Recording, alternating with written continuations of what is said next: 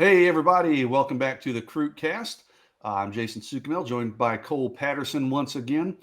Cole, you've had a busy week, so we're going to let you take the wheels here in a minute, but and I'm going to let you do most of the talking, man. I'm trying not to cut off my head this week with all – I've had allergy attacks, as you know. You and I talked about it off camera, but unlike any I've really ever had. I don't know what is in the air this week, but it has been kicking my butt. But so anyways, thanks, everybody, for hanging in with us for another edition of the CruitCast. You see our sponsors up at the top there, Prime Shrimp, 30% off your order of 6 or more units with that promo code OrangeBloods30. Load up, man. Get one of every flavor, and you'll love them. Go to primeshrimp.com. Use that promo code OrangeBloods30. And as always, subscribe to the channel if you haven't already. Like the video, do those things, get the notifications, all those things that help you guys when we put out get notified when we put out videos and help us grow the channel a little bit. So, Cole, I'm going to hand off to you, my man. Put myself on mute probably, and let you talk about. I know you've had a couple of key stops this week to see a couple of a handful of top targets for the Longhorns. So, why don't you talk about where you've been and who you've seen? Yeah, for sure. Spring ball is kind of getting underway here in Texas. And some schools up here, going into week 2 actually of their practices. So I made some stops this week. I was at Melissa and Lovejoy this week. I was at Melissa. What was that? Wednesday morning and Lovejoy Wednesday afternoon. So the two guys that Texas fans are probably interested in from those two schools are Nigel Smith from Melissa and Parker Livingston from Lovejoy, the 4-star DN and the 4-star wide receiver. Nigel Smith, he's a guy that, Texas has been in his group, but it kind of seems like they're kind of falling behind here and there. They're kind of behind some other schools. But that unofficial visit that he took in March, I think kind of got Texas up his list. He kind of caught his attention. He was able to spend time around Bo Davis. He was able to be with Steve Sarkisian. Most importantly, kind of see how he would fit in the program on and off the field. Anybody that knows Nigel, has talked to him, that knows that he's a very intelligent, kid. He's a guy that obviously he wants to play football. He wants to play in the NFL, but he's also looking at the bigger picture, academics, what he can do, life after football, everything like that. And, my conversation with him was that Texas really opened his eyes in that regard. They sold him on what they could do for him on the field, but also what they could do for him off the field. He knows all about their academics. He knows obviously the NIL situation, everything that Texas has to offer. And that's something that really caught his attention, really has him thinking long and hard about Texas. Obviously, his former teammate and friend Trevor Gooseby signed with Texas in the 2023 class. He's been on campus several times. And this is a recruitment that could kind of take a couple months to really conclude. He wants the NCAA, first of all, NCAA took away the limit for official visits. It used to be 5. He told me he wants to take 6. So he's already taken advantage of that. He's going to be starting those OVs next month here in May. So he'll drop a top 6, I guess, list here shortly of the 6 schools that are going to get the OVs. I feel really good about Texas getting one of those. He wouldn't confirm with me on that. He kind of wants to keep things close to the vest. But just reading the tea leaves, it sounds like Texas will get him on campus for one of those. He said his last OV will probably be, week 2 of his season in September, and then make that announcement week 3. He said that's going to be their second home game. He kind of wants to do it in their brand new stadium that they have opening up in the fall. So long story short, it sounds like Texas has really made a big impression with him, made a big move in his recruitment. Ohio State, Oklahoma, Texas A&M are a couple other schools in the mix. Penn State's another one that he's looking at. But I do think Texas has a little bit of momentum going there. We'll see if they can continue that going into the summer, what OVs he takes and what order he takes them in will probably be pretty interesting to follow. But Nigel Smith, top 100 player on Rivals, can play DN, D tackle.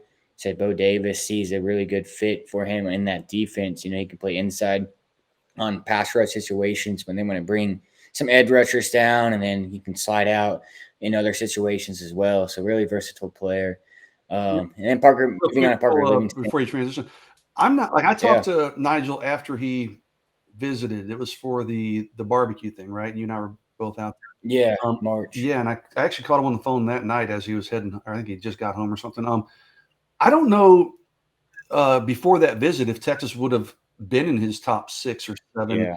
But I tend to agree with you. Like he even said, I said, hey, he doesn't, like you said, he's not going to give away an actual top 6 until he's ready. But he did say, yes, Texas helped itself and moved up after that visit. I'm kind of in agreement with you after talking to Nigel following that visit. Your conversation is more fresh. But I do feel like before that visit, I don't think Texas maybe was in that top 6 cutoff, or if it's going to be 6. I agree with you. I think they will be now when he drops that top 6. And I think Texas probably does get an official. I do tend to also agree. I think Oklahoma and Ohio State are probably out in front. There's still work to be done for Texas, but hey, man, you're in the ball game at this point, right? Yeah, I mean, I think they've definitely kind of inserted themselves into his recruitment at the very least. He said that he was able to visit most of his top schools in the spring. He didn't get up to Ohio State, so I'll be one that he's going to be looking forward to get up to. But I do think Texas is at least firmly in contention there. I wouldn't put them ahead of anybody, but I do think they've going to have some momentum going in their favor, at least. Kind of, like I said, secure that official visit. They've kind of surged in his order as well. They kind of fallen behind at different times. You weren't sure where he was in the pecking order, where Texas was in his list either. But I do think they made themselves they helped themselves a lot, I should say, with that unofficial visit and that communication continuing to pick up. But yeah, and then just moving on to Parker Livingston, that's another guy that, we've both talked to a lot. 4-star receiver out of Lovejoy. Texas offered last summer when Brennan Marion was the receivers coach, and Chris Jackson's really picked up that relationship even more. He's a guy that's kind of made Parker a priority since taking over in January. Parker told me that they talk at least 3 to 4 times a week, or say 3 or 4 days a week. There's consistent communication, talking about football, talking about outside of football. He plays baseball, so they've talked about baseball, all those kind of things. That relationship's really building really fast. He said, I asked him if it was kind of awkward, with Marion leaving and Jackson coming in, if there was ever an awkward feeling, with the coaching change and who's recruiting him. But he said, no, it's been pretty natural. Things have gone pretty smoothly. He's another guy that's looking to take OVs. I think he's only going to take 5. However, A&M, LSU, Arkansas, South Carolina is also in that mix. He's a guy that wants to have his decision out of the way pretty soon. July is kind of what he's looking at, early July. He's going to try to wrap all those OVs up, in June, just so he can have a decision out of the way. But yeah, he said that Chris Jackson's NFL experience is really something that has his eye. He said he's always wanted to play in the NFL. That's been his goal. Chris Jackson knows how to get there. Obviously, he knows how to coach those kind of players. He said he actually paid attention a lot to the Jaguars receivers last year because he had Christian Kirk on his fantasy football team, and he said he was always tuned in, and Kirk continued to give him a lot of fantasy points. So that was kind of made me laugh. Worked out well for Texas, didn't it? Yeah. Yeah, exactly. I was always tuned in watching them because I was curious if they have some good receivers with Christian Kirk and all those guys, Zay Jones, and he was saying that he was locked in, and kind of is cool that Chris Jackson's the guy that was coaching his fantasy receiver, and now he's the one recruiting him. But so he's pretty familiar with them and everything like that, and he will be taking an OV to Texas. I know, like I said, you've talked to him pretty recently as well, so I'm curious to get your thoughts on his recruitment. Yeah, it's June 23rd. He's already got his official visit set for that. That's kind of the big weekend Texas is having in June. I've talked to some people kind of close to the situation, and I think Texas fans really need to be taking note of Parker Livingston. I mean, he is very high on their board. Micah Hudson's going to be number 1 on pretty much everybody's board. Parker's right there behind him, man. So, I think Parker's one of the top wide receiver targets that Texas has. You mentioned it. Chris Jackson's done a good job making him a priority. He's got his top 5. And I talked to someone this week, and I'll actually have it in the war room tonight. And they mentioned that they thought maybe Arkansas and South Carolina were sneaky players along with Texas. I agree with that. Do you see? I thought, based on my conversations with people, I thought maybe LSU was Texas is in. I guess the good news for people watching this video is Texas is one common theme, right? So I thought Texas, but then I don't know, man. The person I was talking to mentioned LSU quite a bit, so I thought he was recently down in LSU. So No, not to interrupt, but LSU, I do think is in there. He really likes Cortez Hankton, their receivers coach.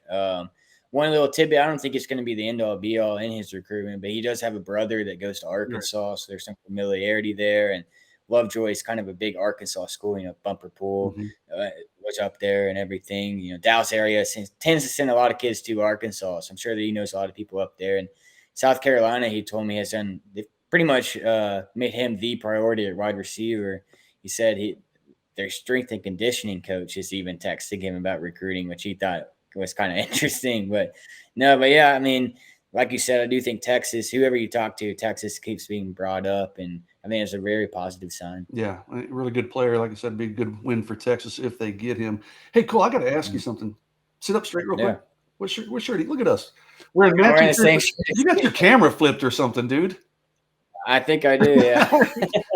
Either that or too late to change it now. Yeah, exactly. You might throw us off if we change it now. But I kind of saw the top of the rivals. Like, hold on a second. Yeah. We got the same shirt on. So, hey, if I was like 30 years younger, we could almost be twins, huh? Yeah. You're out your beard. Yeah, exactly. So, not even sure at 50 if I can grow a beard as good as yours, man. But hey, transitioning to a guy I talked to this week, early this week, Orey Williams, the offensive lineman out of San Marcos. He's also visiting Texas on that 23rd weekend in June. The interesting thing with Orey, he doesn't have a top 5 or 6 yet, but he's starting to schedule some of these visits. He told me he's got Florida, he's got Georgia, he's trying to get LSU in there. The most interesting thing I don't think this has been reported anywhere. I haven't even put it on Orange Bloods yet, so shame on me, I guess. But he actually visited Oklahoma State last weekend on an official visit. Like, I didn't know you could do official visits here in late April. I knew you could start doing them in May, but most schools are waiting until. I didn't know you could take official visits without it being all over social media. Well, there's that part. I was like, I go, wait a second. I said, Orey, you took an official visit or unofficial? He goes, no, it was an official. He was very clear. And I'm like, okay. And I was like, were they wined you and dined you? And he goes, yeah, they put me up in a nice hotel. So, yeah, I was kind of taken aback by that. But, I've always thought with Orey that Texas was the runaway leader just because he's been on campus so many times, man. But every event. Yeah, dude, every time they have something, he's there. Now, I don't get that impression. This time when I talked to him, now to Orey's credit, or to tell his side of the story, he's always said, hey, I'm wide open. I'm just kind of reading the tea leaves with him in Texas.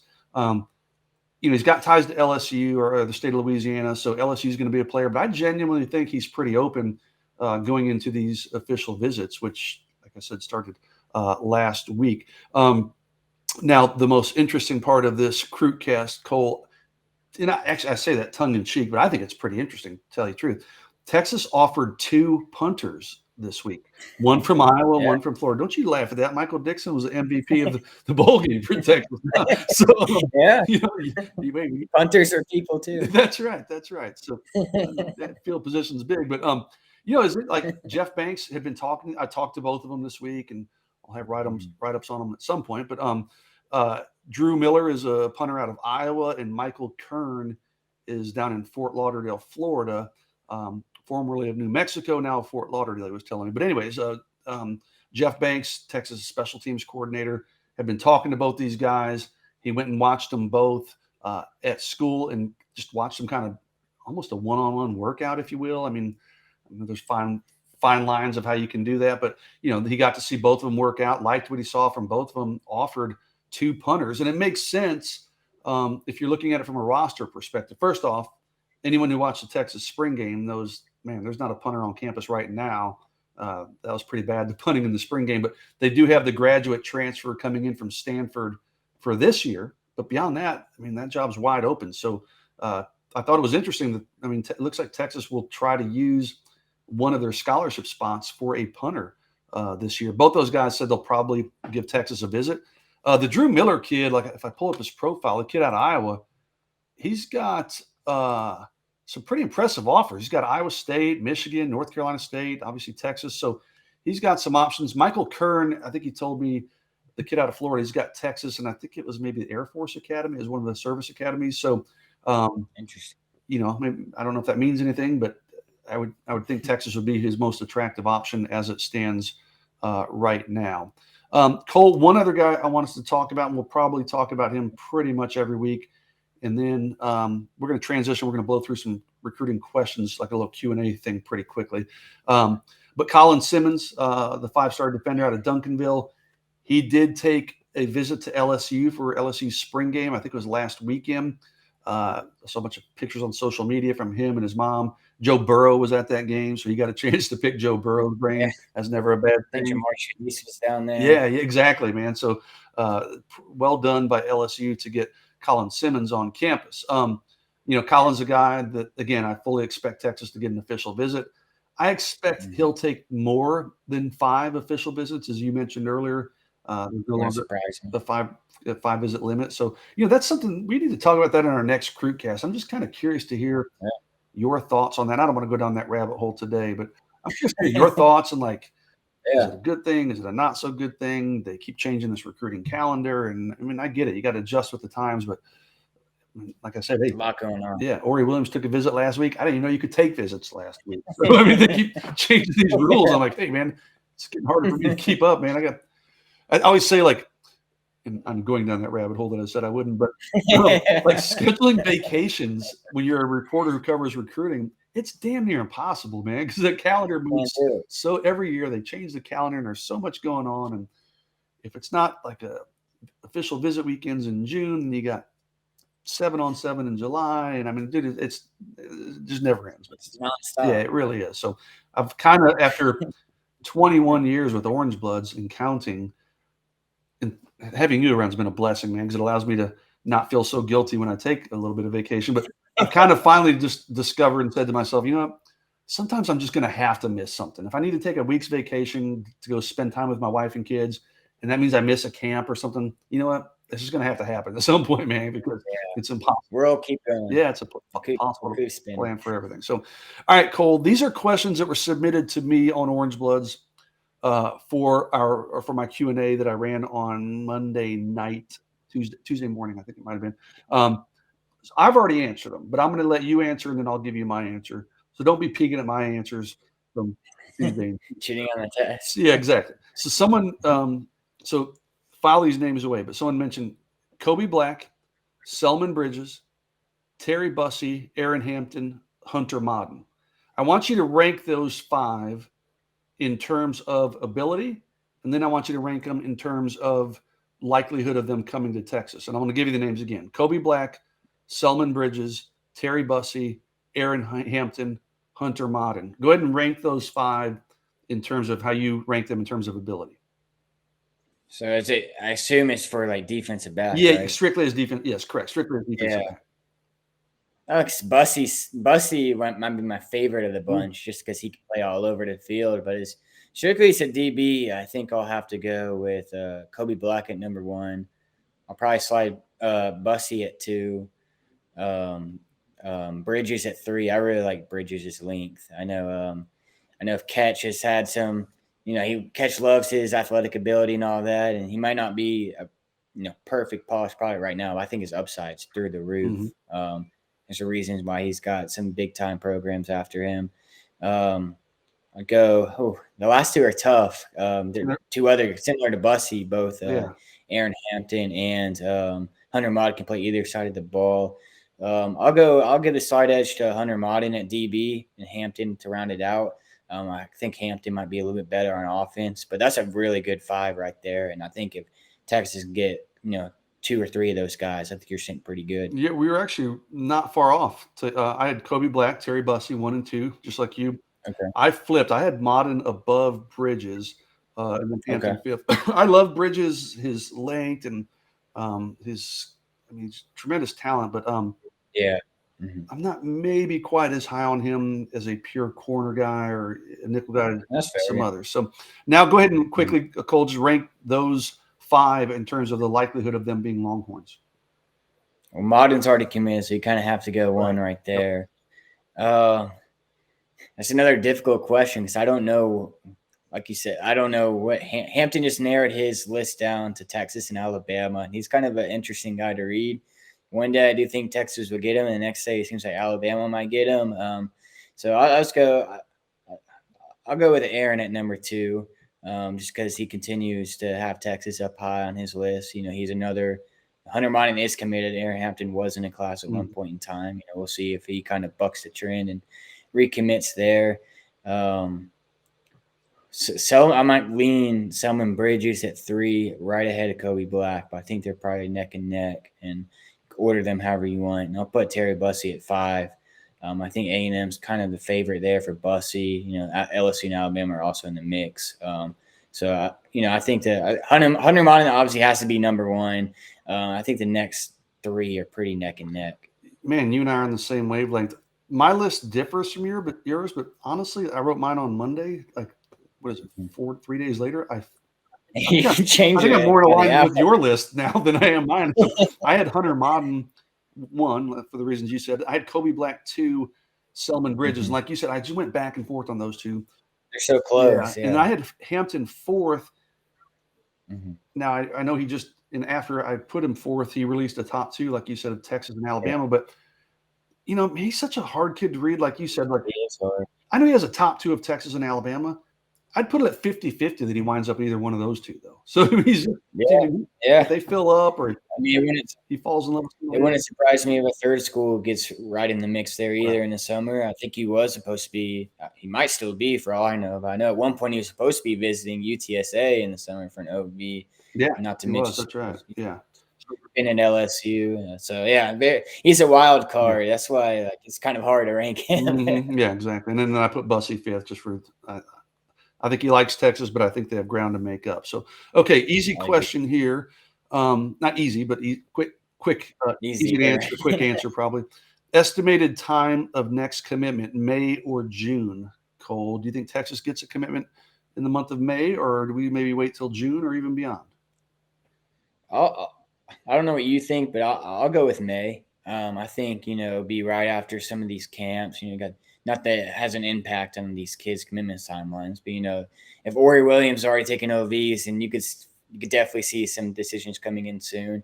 I feel like I'm not so sure I'll say yes. I think May. I think you'll start seeing commitments. I'm not expecting like a big group, but I do think I would not be surprised to see one pop next month. Yeah, I mean, if you're just playing the odds, honestly, probably May's a smarter bet. But I said June for the reason. I think June could be a eventful month. Yeah, that's when Texas had their big push last year. That's when they're having all their official visitors brought in. I mean, you could see a guy pop in May, certainly, but I don't know why you would at this point. Why not wait until you take your official visit? So I said June, but we're talking about teenagers, right? So probably some wild card dudes will wake up on a Tuesday. The logic says June. Yeah, but, I'll go out and say something happens. Some dude on a random Tuesday at midnight will be like, all right, it'll be a slow day on floods, and somebody wants to commit. Yeah. Aaron Hampton will commit it on just a random day, right? So, all right, 2 more, Cole. Is there a must-get position or player for 2024? I feel like we're probably going to be aligned in this one, but must-get position or player for 2024.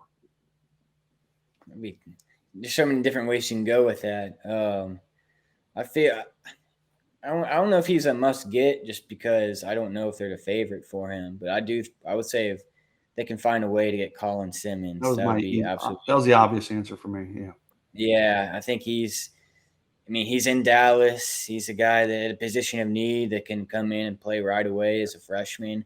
I think Michael Hudson, the other 5-star, is another guy. You're going to lose some receivers theoretically to draft next year. Xavier Worthy, Eddie Mitchell, Whittington, all those guys. I say Colin Simmons just because of the position of need, the talent level, everything like that. But I don't think I'll say this. I think he would elevate the class a lot more than most other players, but I don't know if it kills you if you don't get it depending on what else happens necessarily. But I'll go with Colin for the answer. Yeah, Colin Simmons was my answer. I thought about Micah, but they've got some good young receivers. I mean, yes, he's a 5-star talent for a reason. I can go with just give another answer. I'll throw another answer there. Maybe Daniel Cruz. That's kind of the guy that they've zeroed in on at the interior offensive line. If they miss on him, it'll be interesting to see where they turn. Hey, what about either of those punters? You didn't go with one of those two. Yeah. You're the one that was saying they needed punters. That's right. That might be the sneaky answer. Well, according to Jeff Banks, it's pretty important apparently. But exactly. All right, Cole. Last one. Is it a good strategy for Texas to go after the number 1 running back, Jarrett Gibson, out of Florida, versus going all in on Taylor Tatum, running back out of Longview, in order to keep him from going to OU or A&M? Is there that much separation? I mean, I don't think so. I think if you have a coach like Tashard Choice, who's kind of, I mentioned on Orange Blood today, I'm sure several other people have already mentioned it as well. But there's a good chance he has 2 first-round picks, or a decent chance at least. He has 2 first-round picks tonight. B. John Robinson, he coached Jahmyr Gibbs at Georgia Tech. When you have that kind of coach and that kind of recruiter, I think you just let him target who you want. I think they're on the same level. I might lean Jarrett Gibson, but I agree Taylor Tatum's a good home state product that you'd like to keep in the state. But no, I don't think it's the end of the world. I think you're just trying to acquire as much talent as you can. Yeah, I am with you, not kind of, but in Tashard Choice, I trust for one. Honestly, your odds of landing Jarrett Gibson are way higher than Taylor Tatum. I get it; he's an in-state guy. You can't focus on the in-state guy just with the thought of, hey, I want to keep him away from potentially regional rivals. It kind of worked out well the last time they prioritized a 5-star, borderline 5-star out-of-state running back over the home state guy. You had B. John Robinson and Zach Evans in the same class, and I think that worked out pretty well. All right. Well, Cole, this is a great time to wrap up this CruitCast. I just got a text from my wife that says, you ready for this? When you're done, I need help with a dying rat.